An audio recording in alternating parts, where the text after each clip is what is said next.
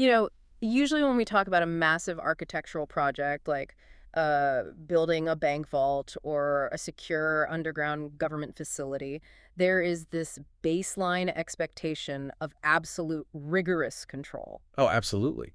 You would hire the most heavily vetted architects on the planet for something like that. Right. You'd use the thickest, most impenetrable steel for the doors. You install state-of-the-art redundant alarm systems. Yeah, and the whole process is meticulously documented, heavily insured, and just monitored by overlapping layers of oversight. Exactly. Simply because the assets inside that vault are just too valuable to leave to chance. Right, it's a process built from the ground up on the concept of verified trust. Every single link in that construction chain has to be authenticated. You don't just hope the concrete is strong, you test it. Yeah, you don't just hope the locks work, you audit them.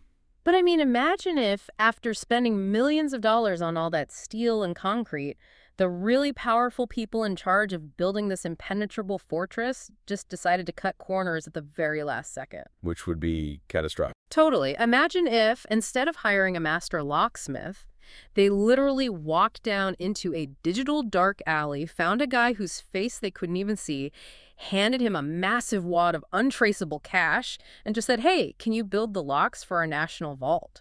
And by the way, we aren't going to check your work, so just make sure you keep a copy of the master key. Right.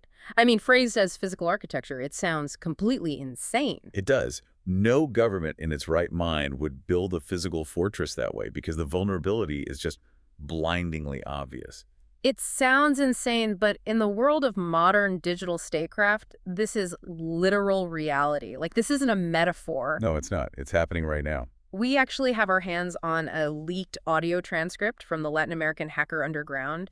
It's a recording from a Twitter space hosted by a figure named Mel Moreira. Yeah, and the guest is what makes this so incredible. Right. It features this incredibly candid, almost surreal interview with a software developer and hacker who goes by the alias MRBAN. Alongside a few other prominent cybersecurity figures.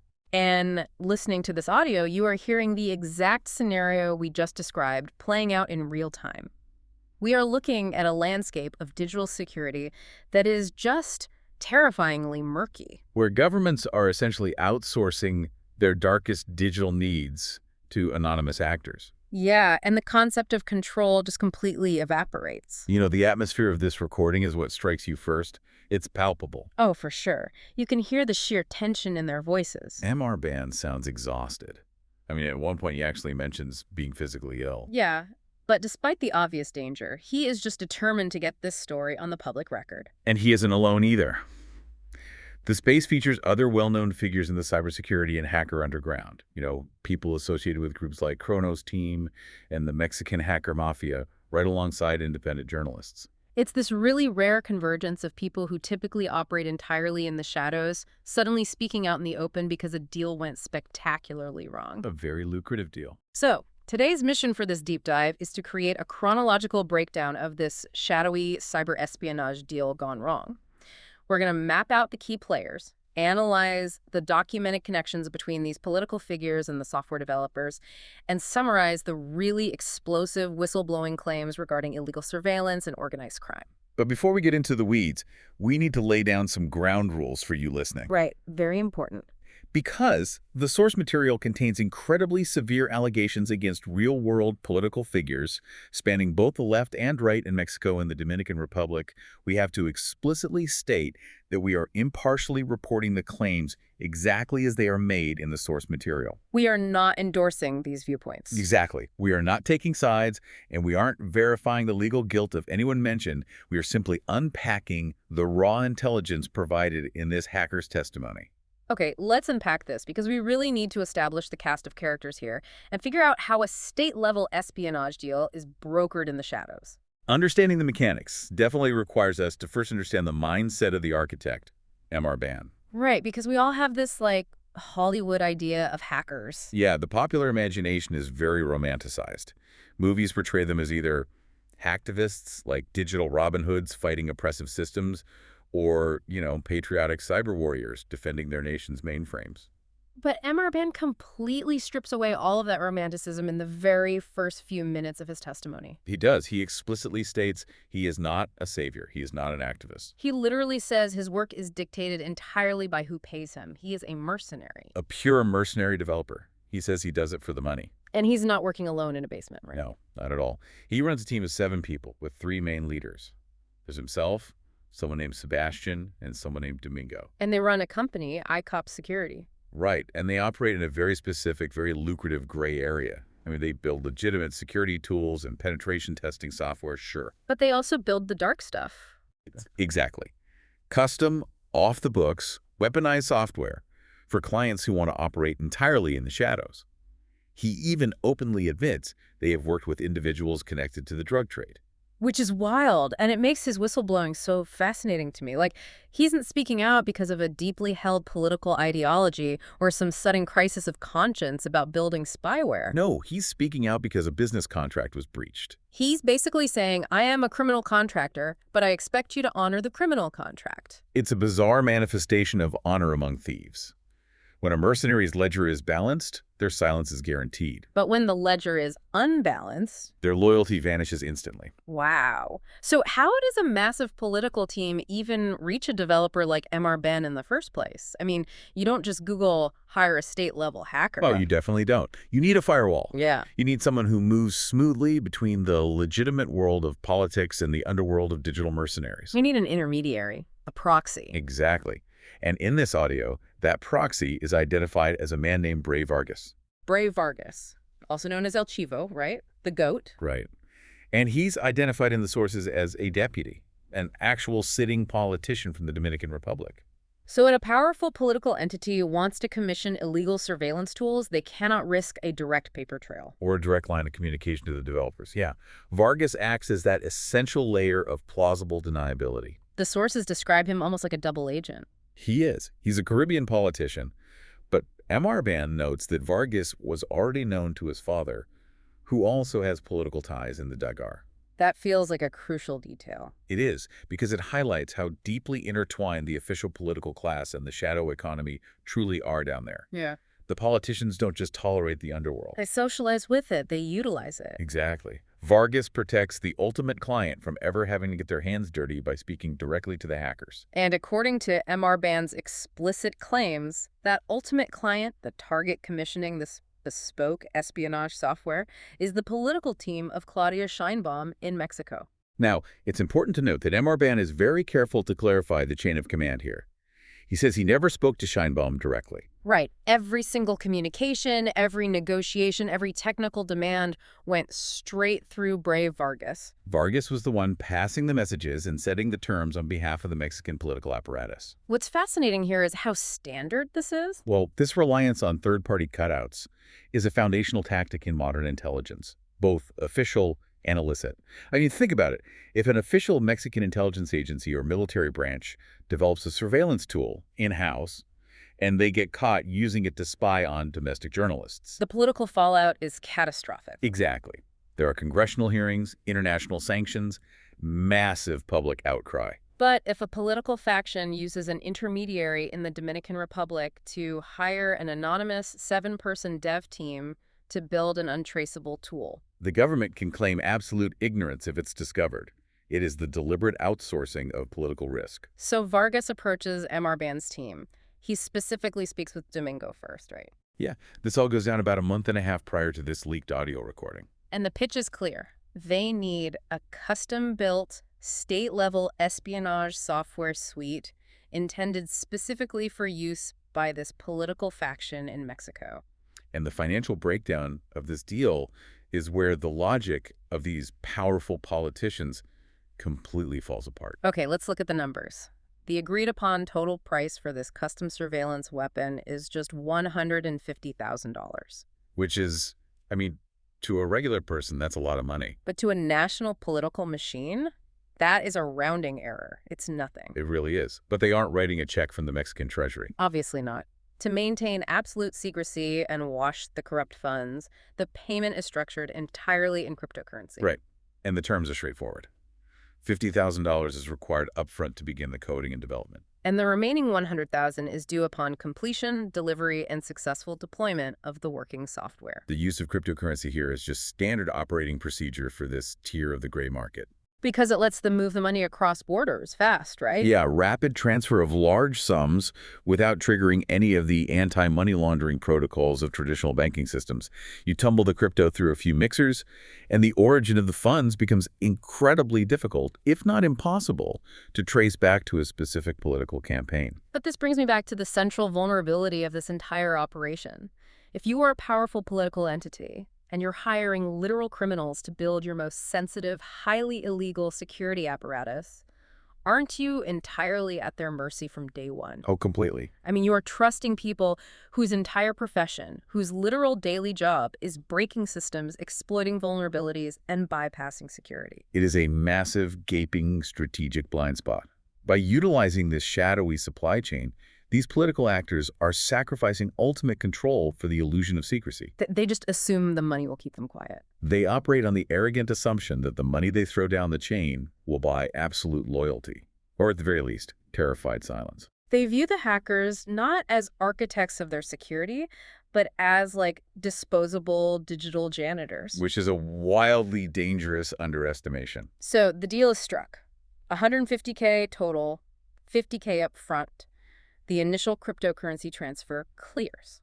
And MRBAN's team, the three leads, MRBAN, Sebastian, and Domingo, they split the money and get straight to work. And they build this thing incredibly fast. Staggeringly fast. The software is built in roughly 15 days. Wait, 15 days for a custom state-level cyber weapon? Yeah. But MRBAN explicitly clarifies in the audio that they didn't just hand over their off-the-shelf product. Right, because they do have a known commercial spyware suite, right? Yeah, it goes by the names Fleckery, or Fleckery R7. But he notes that Fleckery is essentially for laboratory environments, research, or lower-level noisy monitoring. It's too visible. Exactly. It has known signatures that a good antivirus might eventually catch. So they didn't just give him the commercial version. They built a custom hidden variant. Precisely. Now, 15 days seems impossibly fast to build a weaponized tool from scratch, but that isn't how these mercenary teams operate. They aren't starting from zero. Right. They have modular libraries of code, they have stockpiles of zero-day exploits. Which are vulnerabilities in operating systems that the manufacturers don't even know about yet. Exactly. So to build a custom variant, they take their existing powerful architecture and essentially rewrite the outer layers.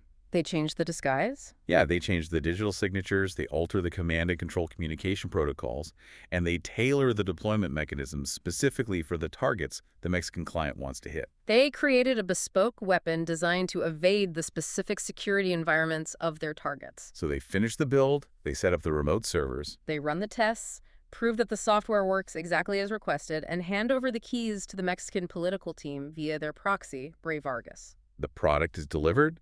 The clients are actively using it. And now, MRBAN and his team are waiting for the final $100,000 payment. And the money simply never arrives. Just total radio silence. Days pass. More days pass. The intermediaries who were so demanding and communicative during the build phase suddenly just disappear. Meanwhile, the software is live, hoovering up data for the clients, but the developers are left holding an unpaid invoice. It is a brazen breach of contract. And an incredibly dangerous game of chicken to play with a hacker. The clients have the product, and they evidently decide that since the transaction happened in the dark, they don't have to honor the final payment. I mean, who is MRBAN going to call? The police. He just built illegal state-level spyware. He has zero legal recourse. But here's where it gets really interesting. MRBAN doesn't need legal recourse. Because he coded his own insurance policy directly into the architecture of the software. Knowing he was dealing with corrupt, untrustworthy politicians, MRBAN had intentionally embedded a backdoor into the system before he delivered it. Can you break down exactly what a backdoor is in this context? Because it's not just a password. No, not at all.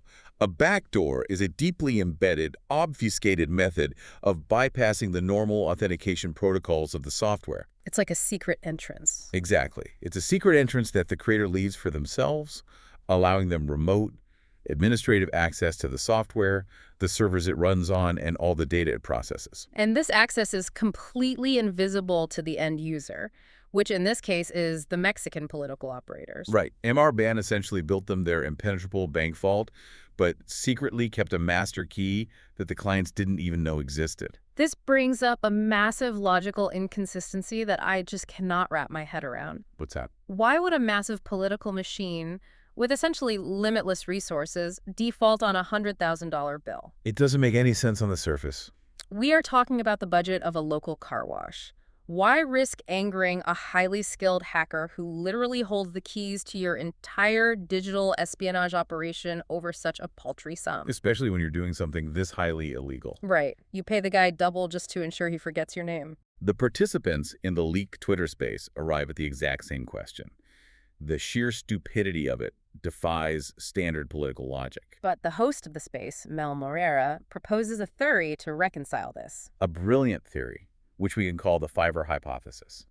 And it perfectly illustrates the political economy of corruption. The Fiverr hypothesis. Walk us through how this works in the context of international espionage. Okay, so the theory posits that the top-level Mexican political team likely did pay the full amount, and probably significantly more than the 150,000 MRBAN was promised. Because when a political entity decides they need a bespoke surveillance suite, the budget allocated is likely in the millions of dollars. Exactly. The top-level officials approve a massive sum and send it down the chain to their trusted fixers. But the money has to travel through the firewall. It has to go through Bray Vargas and the Dominican intermediaries. Right, and those intermediaries act as corrupt toll booths. When the millions of dollars in crypto arrive in the Dominican Republic, Vargas and his associates look at the massive pile of cash. And they look at the relatively unknown dev team they are hiring. And they pocket the vast majority of the funds. Millions of dollars just kept for themselves. They then turn around and treat MRBAN's highly skilled lethal development team like cheap, disposable gig workers on a freelance platform like Fiverr. They offer them a fraction of the actual budget, hand them the $50K up front, and then when the tool is delivered, the intermediaries just shrug and walk away. Keeping the rest. So the Mexican government sits there thinking they bought a multi-million-dollar exclusive cyber weapon and paid for it in full. Meanwhile, the Dominican politicians stole the actual budget, threw MRBAN 50 grand, and assumed the hacker was too geographically isolated and politically powerless to do anything about the missing 100 grand. Wow. And MRBAN actually corroborates this theory during the audio, right? He does. He shares a historical anecdote that perfectly mirrors this behavior. He discusses a past infrastructure project involving the Dominican government bank, Banreservas. Oh, right. He claims that local politicians quoted the government millions of pesos to update and secure the bank's digital application. But instead of hiring actual cybersecurity firms to do the work, those politicians went online, hired incredibly inexpensive, unvetted overseas developers for a few $1,000s, and pocketed the massive difference. The result was a shoddy, highly vulnerable banking app, but the politicians made a fortune. It's the absolute arrogance of the middleman. They assume that because they wear expensive suits, hold political office, and drive luxury cars, the guy in the hoodie writing the code is just a subordinate laborer. They fundamentally misunderstood the power dynamic. They thought they bought a product, but they actually installed a parasite. And because that final invoice was ignored, MRBAN decided to collect his debt in intelligence. He activates his insurance policy. He opens the back door. And stepping through that back door changes the entire trajectory of this story. It ceases to be a simple business dispute over cryptocurrency. It instantly becomes a massive geopolitical case of state-level espionage whistleblowing. Let's follow MRBAN through that digital door. What exactly does a mercenary hacker see when he quietly logs into the administrative dashboard of a state-sponsored surveillance tool? Well, he expects to see the software being used for what these tools are supposedly built for. National security, tracking foreign threats, monitoring cartel logistics, securing the borders. But that is not what the dashboard reveals. Not at all. The primary targets of the Mexican political team's new cyber weapon were entirely domestic. The crosshairs were pointed inward at their own citizens. MRBAN looks at the logs and sees that they are actively weaponizing this custom spyware against Mexican journalists. He specifically names a journalist, Dafne, who was being actively targeted and monitored. They were tracking political opponents, domestic activists, and critics of the administration. It wasn't a shield to protect the state. It was a scalpel to dissect political opposition. We really have to understand the depth of access MRBAN had here. Because he engineered the back door into the core of the software, he didn't just see a list of phone numbers being targeted. He had way more than that. He gained persistent access to the entire infrastructure.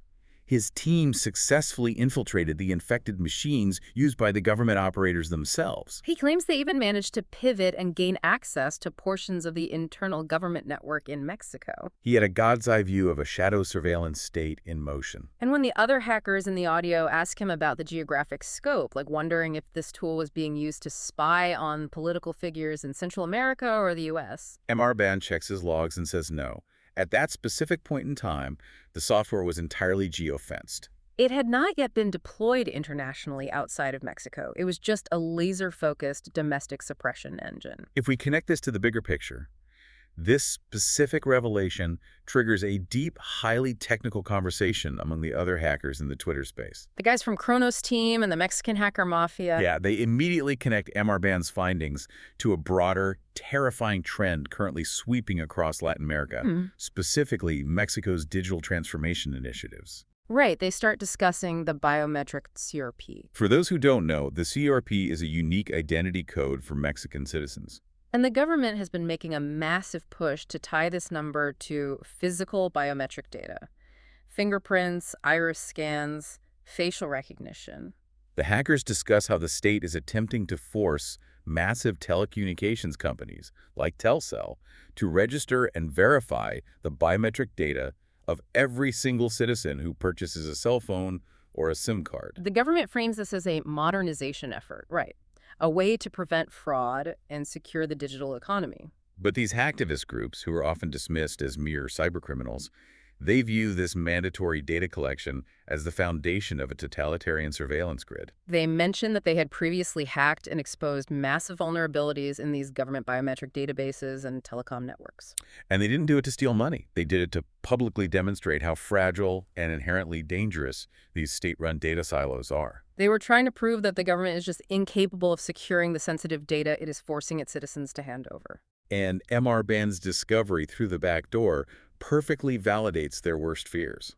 It proves that the state's desire to collect this data isn't just some benign, insecure, bureaucratic exercise. The state is actively commissioning black market, zero-day spyware to monitor the exact same citizens it is forcing into these biometric databases. The surveillance apparatus is being weaponized against the journalists and critics who question these systems.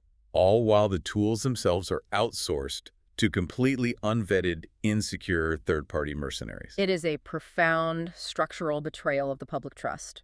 The government forces you to give them your fingerprints just to buy a phone, and then pays a guy in the Dominican Republic to hack that phone if you write a critical article. But as dark as the illegal political espionage is, MRBAN's journey through the networks was about to plunge into something exponentially worse. Right. Up to this point in the audio, MRBAN's tone has been one of deep frustration. He sounds like an angry contractor who got ripped off. He even admits, quite callously, that if they had just paid him the remaining $100,000, he would have kept his mouth shut. He didn't care that they were spying on journalists. That wasn't his problem. But as he begins to detail what he found when he dug deeper into the networks, specifically into the personal devices of the intermediaries, His entire demeanor shifts. completely.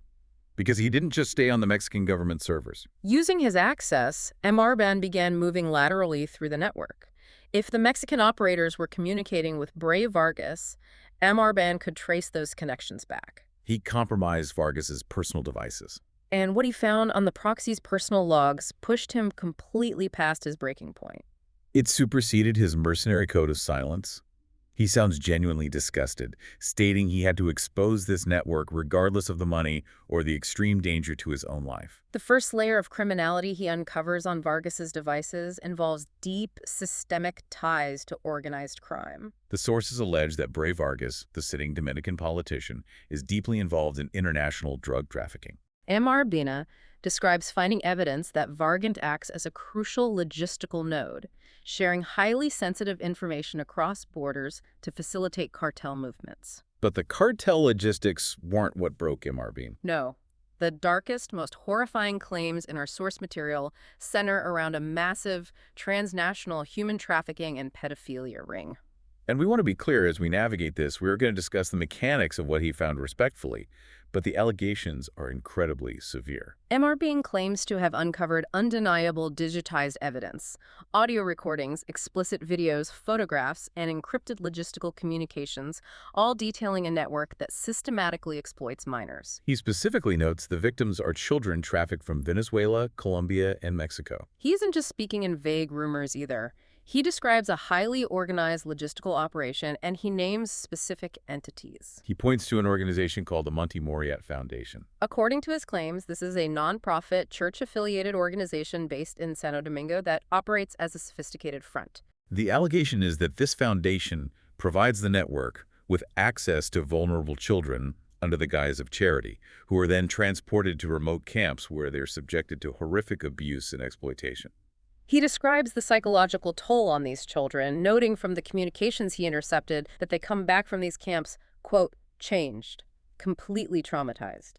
And this network isn't confined to just a local corruption ring in the Dominican Republic. MRBAN's logs show an immense, staggering international reach. The digital footprint he uncovered allegedly involves powerful politicians communicating and coordinating across the Dominican Republic, Mexico, and Argentina. The conversation in the Twitter space even touches upon the highest levels of international diplomacy. Right. The host, Mel Morera, asks MRBAN about a specific ambassador named Josue Fialo, who is allegedly under investigation for similar ties within the Organization of American States, the OAS. While MRBAN is cautious about explicitly confirming the involvement of too many high-level diplomats, he acknowledges that the network's tentacles reach directly into those protected international corridors of power. He also names a second Dominican politician, a man he only identifies as Edwin. The digital trail MRBAN found on Edwin is particularly disturbing. He describes Edwin as a lower-level politician who was actually already a client.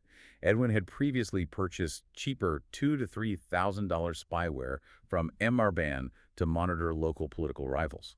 But when MRBAN accessed the broader network logs, he found extensive WhatsApp and Telegram communications showing that Edwin is heavily involved in the exploitation of minors, specifically targeting older teenagers who are still legally considered children in the Adagras. MRBAN also notes that Edwin had previously propositioned him sexually via these same encrypted apps. As we process these claims, it is vital to remember our analytical framework. Yes.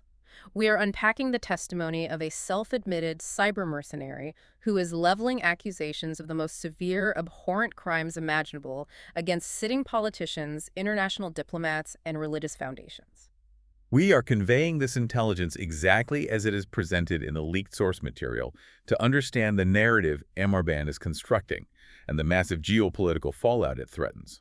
We are analyzing the digital evidence he claims to hold, the geotags, the chat logs, the intercepted media. We are not verifying the legal guilt of the named parties. But the immediate reality for MRBAN is that the objective truth of his claims almost doesn't matter in the short term. Because the reaction from the people he is exposing is very real and very violent. Exactly. When you hold the digital evidence of state-sponsored espionage and transnational human trafficking, the empire strikes back. When MRBAN began making noise about the unpaid debt and hinting at the catastrophic intelligence he possessed, the negotiations instantly ended and the hunt began. The retaliation was swift, coordinated, and utilized the full apparatus of the state. MRBAN details receiving direct, terrifying death threats from Brave Vargas. Vargas didn't bother hiding behind anonymous burner phones either. He used his personal connections to intimidate MRBAN, explicitly reminding the hacker that he knew his father and could easily strike at his family. And it wasn't just verbal threats. MRBAN reports that physical police units were unexpectedly dispatched to locations where he rests and to safe houses he frequents. They weren't coming to arrest him legally. They were coming to silence him. The corrupt intermediaries were using the official police force of the Dominican Republic as their personal hit squad. Which leads us to one of the most fascinating and frankly terrifying technical warnings in the entire audio recording. Right. While MRBAN is discussing his desperate need to constantly change physical locations and route his traffic through complex proxy servers to hide his digital footprint, he issues a specific warning to his fellow citizens listening in the Dominican Republic. He warns them about a state tracking system known as DCAT. DCAT. He alleges that the local police in the Dominican Republic have a system with unrestricted, completely warrantless access to the internal databases of the major telecommunications providers on the island. Companies like Claro, Viva, and Altus. He is describing a deeply integrated system of mass cell tower triangulation and real-time location tracking that operates entirely outside of judicial oversight. In a normal legal framework, if police want to track a phone, they need to present probable cause to a judge, secure a warrant, and serve that warrant to the telecom provider, who then hands over the data. But according to MRBAN, DCAT bypasses all of that. Completely. He claims that the police have direct API access or backdoor entry into the telecom billing and signaling databases. Likely exploiting vulnerabilities in the SS7 routing protocols that cell networks use to communicate, right? Exactly. So if a corrupt politician like Vargas wants to find a whistleblower or a journalist, he doesn't need a warrant.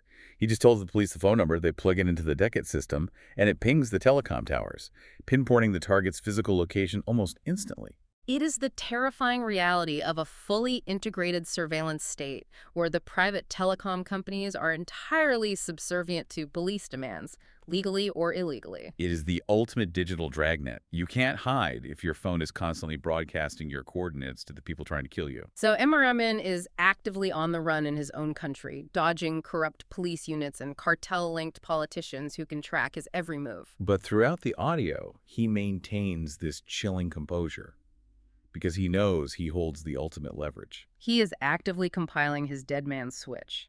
He mentions gathering all of his evidence into a secure cache. The audios of the Mexican politicians negotiating the deal, the photographic evidence of the trafficking, the network logs from the Backdoor, proving the domestic espionage, the encrypted communications from Vargas and Hedwin. And he is explicitly willing to burn the entire network down by collaborating with international intelligence agencies. He specifically mentions being open to working with the FBI or other U.S. agencies. He isn't doing this out of patriotism. He recognizes the cold reality of his situation. He has made enemies of 2 national governments and international organized crime syndicates. He knows he cannot survive this in the Dominican Republic. He needs international witness protection, and he is preparing his massive cache of stolen intelligence as his only ticket to safety. This entire saga highlights the absolute terrifying fragility of national security in the modern digital age. When state actors decide they want to operate outside the boundaries of the law, they cannot use their official channels. They are forced to rely on the criminal underworld. They outsource their most sensitive operations, their darkest secrets, to the lowest bidder on the gray market. And as this case perfectly illustrates, that supply chain is incredibly volatile. A simple dispute over an unpaid $100,000 invoice led a disgruntled hacker to activate a backdoor, Which exposed an illegal domestic espionage campaign. which in turn blew the lid off a horrific transnational human trafficking ring operating under the cover of diplomacy. It proves unequivocally that there is no honor among thieves, especially when those thieves are running the government. And we really have to connect this reality back to you, the listener. It is very easy to listen to this deep dive and view it as a dark, distant spy thriller happening in other countries. Something that doesn't affect your daily life. But this story is a stark, vital reminder of the reality of the global digital shadow economy. The bespoke tools being commissioned to track journalists in Mexico today are built on the exact same modular architectures and exploit the exact same vulnerabilities that could be used to track anyone tomorrow. The safeguards protecting our digital lives, our infrastructure, and our privacy are increasingly not in the hands of accountable public servants or transparent tech companies. They are in the hands of anonymous mercenaries who can be bought, sold, or, as we've seen, double-crossed. Which brings us right back to the thought we started with about building that impenetrable bank vault. We spend so much time worrying about governments building unbreakable digital panopticons, these massive all-seeing technological systems designed to monitor our every move with perfect efficiency. But based on the incredible story we just unpacked today, maybe the real danger isn't that the system is unbreakable. Maybe the real danger is that the system is actually incredibly fragile because the architects building the panopticon are willing to sell the master key to the highest bidder. Or worse, they might just leak the blueprints to the entire world because their final invoice got lost in the mail. When the entire foundation of state security is built on corruption and outsourced to mercenaries, who is really watching the watchers? A profound question, and one that the realities of the digital age demand we keep asking. Thank you so much for joining us on this deep dive. It was a dark journey, but an absolutely essential one to understand the world we actually live in. Stay curious, stay vigilant, and we'll catch you on the next one. Goodbye.